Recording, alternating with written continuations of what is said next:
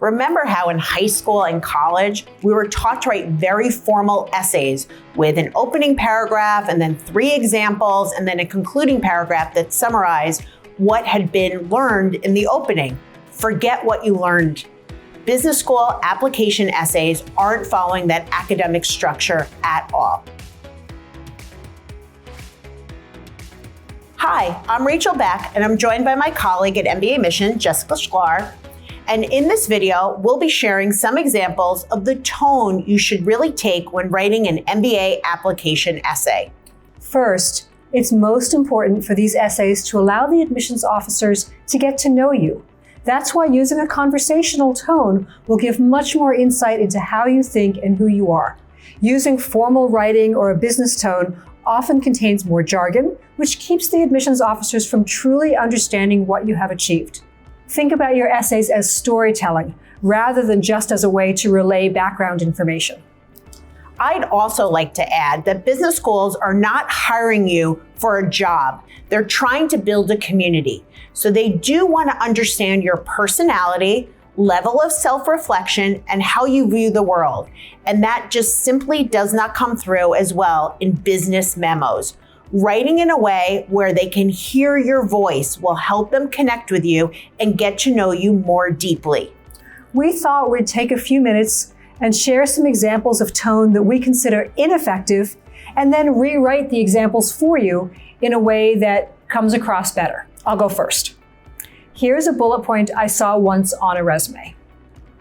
Led the basic design concepts for digital hardware design, such as DC loading analysis, AC timing analysis, and EMI-EMC design for test concept. I don't understand that at all. And neither will the admissions committee. If this were my client, I'd guide him or her to focus on the impact of the design. For example, led a cross-functional team in creating concepts for a new hardware design, which was then incorporated into the next generation product, which sold 20% above goal in the first 3 months.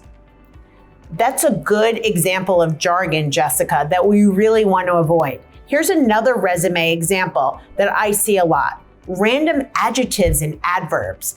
Quote, actively engaged in mentorship, or quote, successfully pitched a deal, or developed effective sales pitch. Right.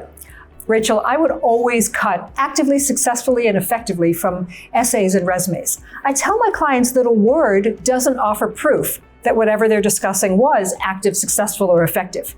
If they have proof, I want to see the metric. Otherwise, the word is just meaningless. So, as an example, instead of saying successfully pitched deal, I might guide my client to say led sales pitch that brought in a new client who has grown to become the second largest in our portfolio. Or for the actively mentoring example, I might simply say mentor high school student weekly, have seen his grades increase by 2 levels. Rachel, a lot of applicants worry about sounding arrogant. How do you handle that? Well, one thing we talk about all the time is the concept of show versus tell. To me, tell can come across as arrogant, but if you show, then it puts the reader in the situation in a different way.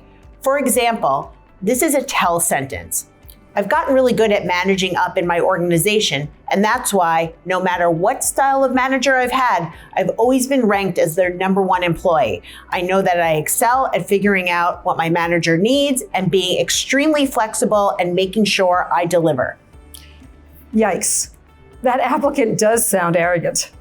Here's another way to write it that puts the reader in the middle of the story, more show and less tell. Susan, who managed me for my first 5 months, was very hands-on. John, my boss for the next 3 months, would tell me the project goals, then leave it to me to figure out how to deliver. And Raphael, my manager for the last 7 months, I've actually never met in person because of COVID. Despite their very different styles, I've received great feedback from each, and I think it's because I take the time to listen to what they need, anticipate it, and then do my best to deliver. I like that so much more because it shows that the applicant is flexible and can navigate ambiguity without being boastful. I have one last question for you. Do you have any tips you give your clients to ensure they're writing in a conversational way and with their own voice? Rachel, I love that question. Yes. I tell my clients to print out their essay and read it out loud. It's amazing how helpful that is. They can hear words that they stumble over or sentences that don't feel natural to them when they hear them out loud, and it helps them a lot to write essays that are accessible and conversational. I also tell them that by printing it out and reading it out loud, they'll catch typos that they might have just skimmed over if they were looking at it on screen. We hope this has helped you understand what the right tone is for your MBA application. If you would like some personal guidance, please sign up for a free 30-minute consultation with one of us or another mbaMission consultant. And if you enjoyed this video, be sure to like it and subscribe to our channel for even more MBA application tips and admissions advice.